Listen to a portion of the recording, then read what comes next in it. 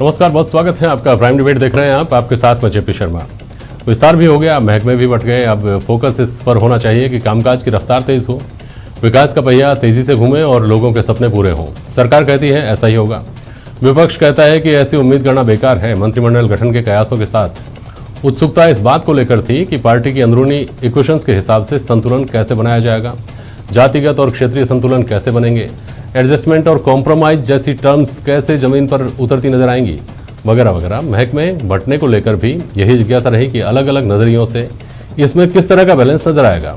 तो आज prime debate में इस पर बात होगी इन सवालों के जरिए कि विकास की कितनी गारंटी बन पाएंगे सुपर 30, मंत्रियों को दिए गए महकमों का गुणा भाग क्या है, और क्या इस मंत्रिमंडल विस्तार में 2023 के कांग्रेस के रोड मैप की झलक भी देखी जा सकती है।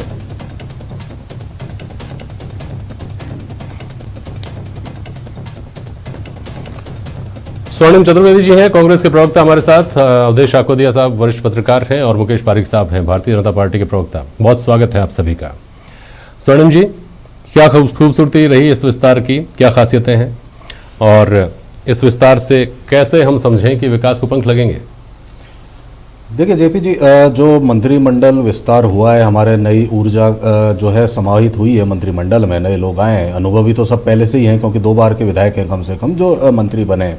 और आप देखेंगे कि जिस तरह से हमने पहले जो मंत्रिमंडल था जिसमें कम मंत्री थे, उस वक्त भी बजट घोषणाएं जो हमने की थी, इसके अलावा जो हमने हमारे घोषणा पत्र थे चुनावों में, उनको लेकर के हम अपना ऑडिट पेश करते हैं जनता के सामने, तो निश्चित रूप से इसको रफ्तार ही मिलेगी। और मैं ये मानता हूं कि जो हमारी घोषणा पत्र था, चुनाव घोषणा पत्र, वो तो पूरा हो गई। उसके अलावा अन्य जो कार्य हैं, चूंकि नए मंत्री जुड़े हैं, नई कहना चाहिए नीतियां बनेंगी, नए कार्य होंगे, दुगने जोश से कार्य होंगे। और सभी मंत्रियों ने ये माना कि अब जो है मिशन 2023 पे हमें काम करना है, और जो जो मंत्री उनके विभाग हैं उन विभागों में तो काम करेंगे ही, साथ में जो प्रभार वाले जिले हैं उन पे एक विशेष फोकस रहेगा कि वहाँ पे क्या आवश्यकताएं हैं जो जिनके लिए कार्य किया जा सकता है, जिनके लिए बजट में आवंटन किया जा सकता है, जिनमें नीतियां बना करके कोई विशेष, अगर मान लीजिए क्षेत्र है जिसका विशेष तरीके से अगर उसका विकास होना है तो वो भी योजनाएं तैयार होंगी। और इसी आधार पर जो है इनका सबका सबसे बातचीत करके मुख्यमंत्री जी ने निर्णय लिया और एक मंत्रिमंडल गठन हुआ। निश्चित रूप से नई ऊर्जा के साथ हमारी राज्य सरकार काम करेगी और जो विकास के नए जो आयाम हमने बनाए थे उससे अधिक नए आयाम जो है प्रस्तुत होंगे। विपक्ष कहता रहा है जब से मंत्रिमंडल विस्तार हुआ है, उसके बाद से, उसके पहले से ही कहता रहा है, जब से आपने नामों का ऐलान किया तब से, कि ये केवल और केवल बैलेंस के लिए एक्सरसाइज की गई है, बाकी इसका आउटकम कुछ भी नहीं है। चूँकि चेहरे वही हैं जो पहले थे, उसमें कुछ और जुड़ गए हैं जो कि कॉम्प्रोमाइज़ का नतीजा है, ऐसा विपक्ष कह रहा है। और विभागों का जो बंटवारा है वो भी कोई इस तरह का नहीं है कि उसकी ज़रूरत विकास के नज़रिए से हो, उसकी ज़रूरत भी इसी तरह से आज आरोप लगाए गए हैं भाजपा की तरफ से कि वो केवल बैलेंस के लिए, संतुष्टि के लिए, तुष्टिकरण के लिए है।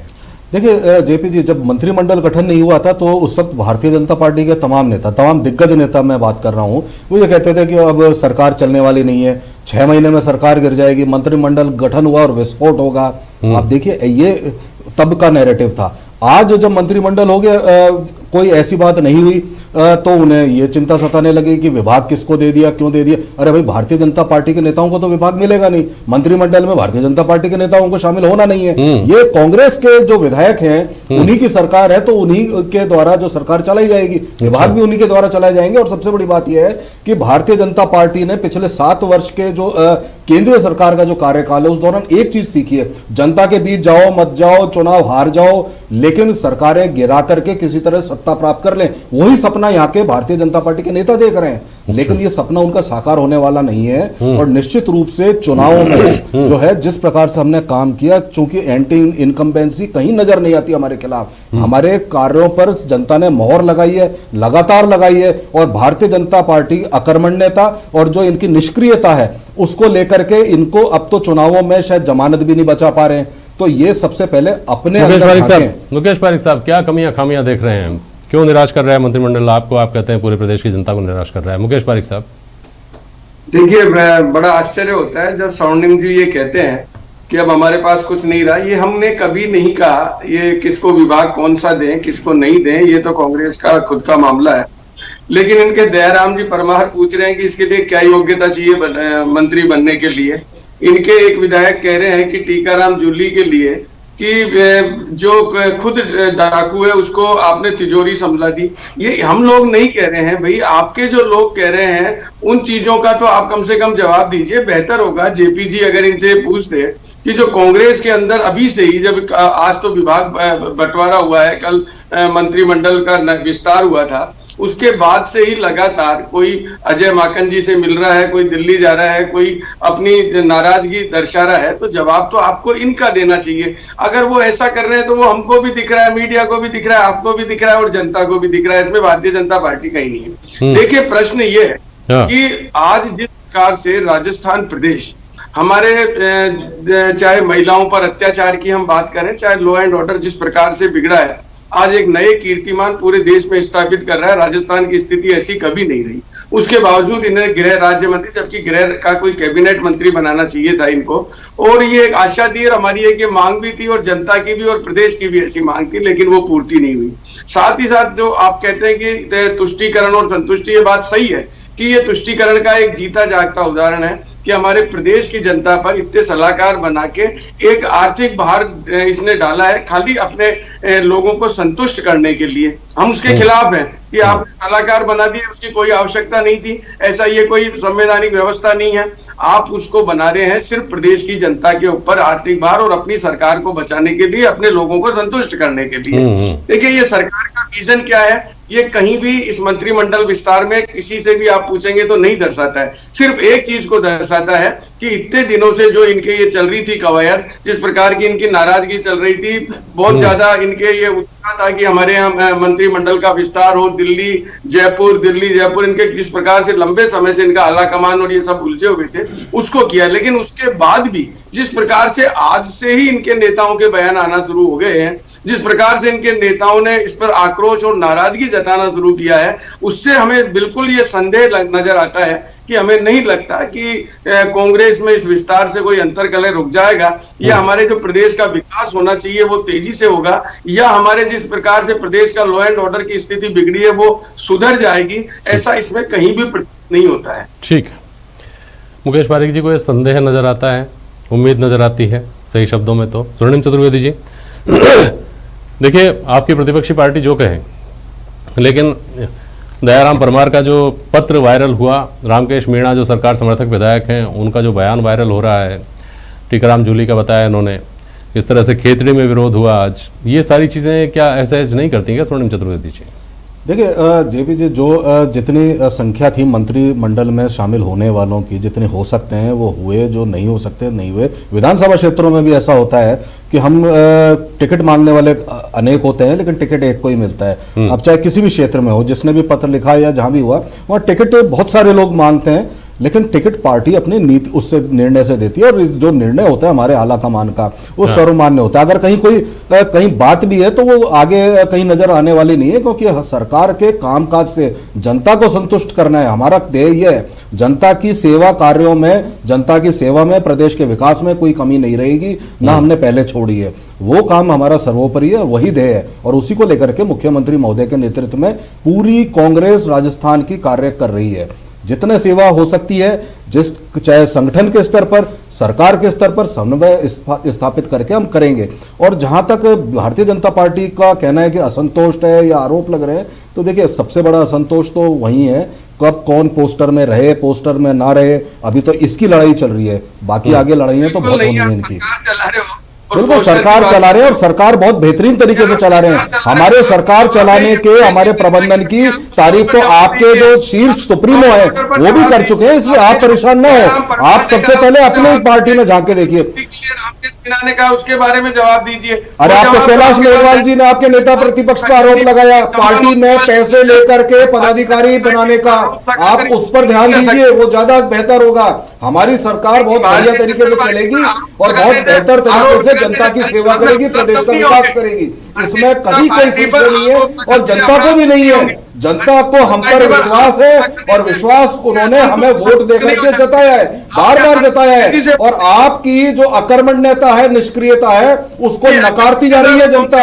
आप उस पर ध्यान दें सबसे पहले। इतने बना रहे हो प्रदेश की जनता को, क्या जवाब देंगे आप? क्या जरूरत है सलाहकारों की? और सलाहकार थे तो 3 साल पहले क्यों नहीं बनाए सलाहकारों की? भाई प्रदेश की जनता की सेवा करने की जिम्मेदारी हमारी है, हम देंगे। आपकी जिम्मेदारी है कि अगर कहीं कोई कमी है तो हमें सलाह दें। आप अपने पोस्टर वार को छोड़ करके आप अपने किसकी धार्मिक यात्रा है, कौन ना निकाले, कौन मुख्यमंत्री बन सकता है, कौन राम जी को समुद्र से निकाल रहा है, इससे ऊपर उठ करके सबसे पहले अपने दायित्व को निभाइए। विपक्ष का दायित्व जो होता है उसको समझिए।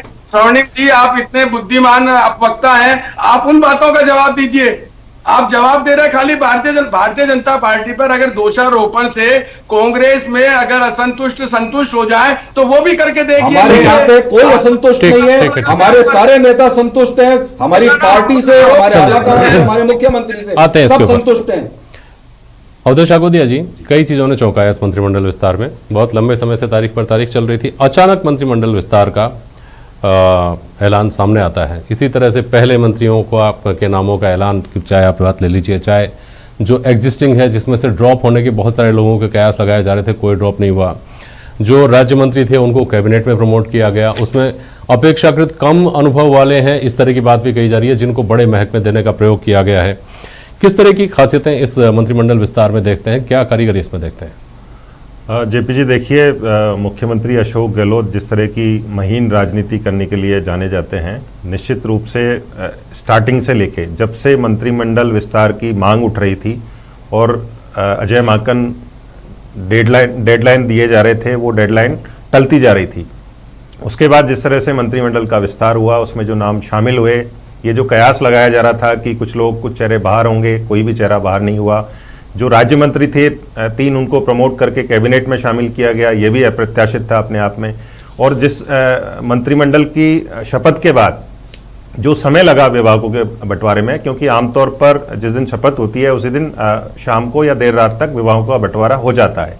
तो जब समय लगा तो ये माना जा रहा था कि इसमें आलाकमान का दखल है। कई लोगों को जिस तरह से बैलेंस करने की कोशिश की गई है मंत्रिमंडल में, उसी तरह से विभागों के बंटवारे में भी बैलेंसिंग एक्ट दिखेगा।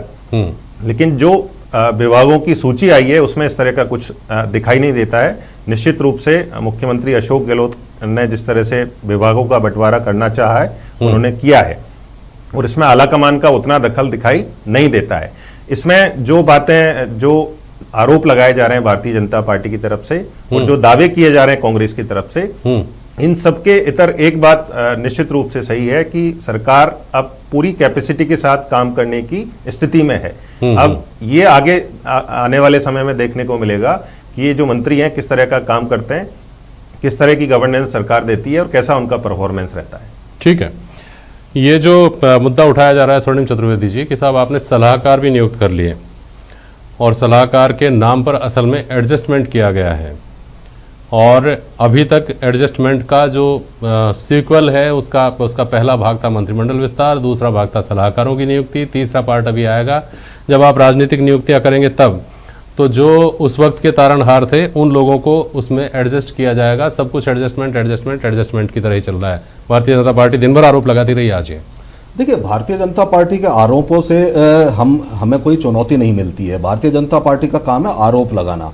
लेकिन अगर आप देखेंगे तो गवर्नेंस के लिए जिस प्रकार का माहौल चला, पिछले 1.5 साल से अप्रत्याशित स्थितियां बनी थी कि कोरोना हिंदुस्तान में आया और इस तरह की स्थितियां बनी कि जिसमें भयावह स्थितियां कह सकते हैं उन्हें।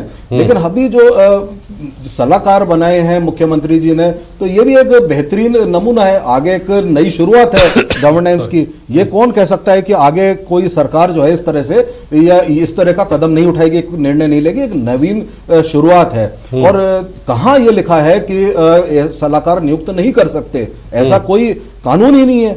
तो मुख्यमंत्री महोदय अपनी गवर्नेंस को बेहतर करने के लिए, अपनी नीतियां बनाने के लिए, प्लानिंग के लिए, या जो हमारे जो फ्लैगशिप योजनाएं हैं उनके क्रियान्वयन के लिए अगर सलाहकार नियुक्त करते हैं तो निश्चित रूप से जनता की बेहतरी के लिए है। और इसमें एक कहना चाहिए कि उन नीतियों को, नीति निर्धारण के साथ में जब नीतियों का क्रियान्वयन होगा तो उसमें 6 लोग जो है 12 हाथ और लगेंगे, तो ये तो बेहतरी है।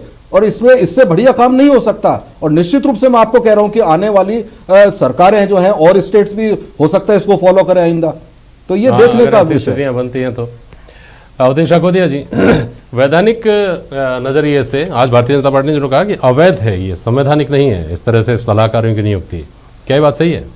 देखिए जेपी जी, अपने यहाँ बिल्कुल कानून है कि विधायक जो मंत्री पद होता है, जो विधानसभा में सदस्यों की संख्या का 15% अधिकतम हो सकता है, मुख्यमंत्री सहित। उसके अलावा यदि किसी को लाभ का पद दिया जाता है, ऑफिस ऑफ द प्रॉफिट, तो वो बिल्कुल गैरकानूनी है। कई कोर्ट के भी इस बारे में निर्णय हैं, लेकिन इसको साबित करना, पहली बात कोर्ट में जाना, फिर वहां पर इसको साबित करना, क्योंकि कई बार ऐसा हुआ है, जब यहाँ पर पिछली बार संसदीय सचिव बने थे तब भी मामला कोर्ट तक गया था, लेकिन सरकार चली गई तब तक उसका कोई फैसला नहीं आया था। ये सब जानते हैं कि जब इस तरह की सिचुएशन होती है कि मंत्रिमंडल में लोगों को आप एडजस्ट नहीं कर पा रहे हैं, सबको संतुष्ट नहीं कर पा रहे हैं, तो इस तरह के प्रयोग किए जाते हैं, और सभी दलों की सरकारों ने इस तरह के प्रयोग किए हैं। और स्वर्णिम जी, तो उम्मीद जता रहे हैं कि आगे भी दूसरे प्रदेशों में हाँ, एक इन्होंने नया शिगुफा और छोड़ दिया है कि दूसरे राज्य भी इसको फॉलो। लेकिन मुकेश पारिक साहब, ये जो सलाहकार मंडल है, ये मार्गदर्शक मंडल से तो बेहतर ही प्रयोग है, नहीं है क्या? नहीं, सलाहकार कैसे बेहतर हो सकता है इसका आप जिस नहीं, सलाहकार बेहतर हो सकता है, नहीं हो सकता है नहीं कह रहा मैं ये कह रहा हूँ कि एडजस्ट करने के लिए अगर मार्गदर्शक मंडल बनाया जा सकता है तो सलाहकार मंडल में क्या बुराई है? एक इनकी वसुंधरा जी की पहली सरकार में भी सलाहकार रहे हैं विश्वेंद्र सिंह। हमारे ऐसी कोई स्थिति नहीं आई थी, हमारे कोई ऐसी स्थिति परिस्थितियां नहीं बनी थी कि लोगों को संतुष्ट करना हो। ये तो सिर्फ और सिर्फ नजर आ रहा है कि इतने लंबे समय से जिस प्रकार से, और अब जो बयान आ रहे हैं, देखिए जेपी जी, महत्वपूर्ण ये है कि जो जिस प्रकार से ये मंत्रिमंडल का विस्तार होते ही जिस प्रकार से ये बयान आना शुरू हुआ, अभी देखिए प्रारंभ है, शुरुआत है। वास्तविकता ये है कि कांग्रेस अपने लोगों के, हम जो कहते हैं चलिए ये उसको आरोप मानते हैं, लेकिन आपके जो लगाते हैं उसको तो सत्य मानिए। भरत सिंह ने इतनी बार कहा, प्रमोद जैन भाया के ऊपर आरोप लगाए, उन्होंने कहा मैं साबित कर सकता हूं, साबित भी किए उन्होंने, बताया भी, लेकिन कुछ नहीं हुआ। अब इनके टीकाराम जूली पर आरोप लगे, आपने उनको मंत्री बुला दिया, उन्होंने कहा ऐसे तिजोरी ऐसे आदमी के हाथ में दे दी जिस जो खुद उसके लिए काबिल नहीं है, चोर है। आखिरी सवाल मैं कर लूं स्वर्णिम जी से। स्वर्णिम जी, जम्बो मंत्रिमंडल जिसमें 30 आदमी की गुंजाइश थी, 30 आदमी मंत्री बन गए, उसके साथ सलाहकार मंडल, उसके साथ राजनीतिक नियुक्तियां जो होनी है वो, यानी कुल मिलाकर जहां जिसको होना चाहिए वहां वो व्यक्ति बैठ जाएगा। उसके बाद प्रदेश की जनता की स्वाभाविक रूप से अपेक्षाएं तो आपसे बढ़ेंगी ही बढ़ेंगी। उन अपेक्षाओं का बोझ निभाते हुए, उसको ढोते हुए, और 2023 की आपको तैयारी करनी है। ये अपने आप में कितनी बड़ी चुनौती है? देखिए जेपी जी, चुनौती तो हम ये सोच रहे थे कि हमें शायद भारतीय जनता पार्टी या विपक्ष से मिले, लेकिन अभी आपने देखा, देखिए हमें कहीं चुनौती नहीं मिल रही। हमें चुनौती मिली थी कोरोना से, महामारी से, जिसका हमने बखूबी निर्णय किया हमारे कर्तव्य का। और जहां तक भारतीय जनता पार्टी के लोग कह रहे हैं, तो मैं आपको एक बात स्पष्ट कर दूं, हमारे कांग्रेस के सारे कार्यकर्ता, नेता, वरिष्ठ नेता सब हमारी सरकार से संतुष्ट है, जनता हमसे संतुष्ट है। बस अगर कोई असंतुष्ट है तो भारतीय जनता पार्टी के नेता हैं, वो उनको हम संतुष्ट नहीं कर सकते। तो निश्चित रूप से 2023 की जो जिम्मेदारी है वो हमें चुनाव जीतने की जिम्मेदारी हमने ली है, और हम इसमें अब तक जो होता आता था, सरकारें बदल जाती थी 5 साल बाद, इस तथ्य को बदलेंगे। और जिस प्रकार से हम कार्य कर रहे हैं, हम बिल्कुल कोई कसर नहीं छोड़ेंगे, हमारे मंत्री नहीं छोड़ेंगे, हमारा संगठन नहीं छोड़ेगा। ठीक है स्वर्णिम जी, शुभकामनाएं आपको, शुभकामनाएं मुकेश पारिक जी को भी। बहुत शुक्रिया आप सभी का आज प्राइम डिबेट में शामिल होने के लिए। आज के लिए बस इतना ही, नमस्कार।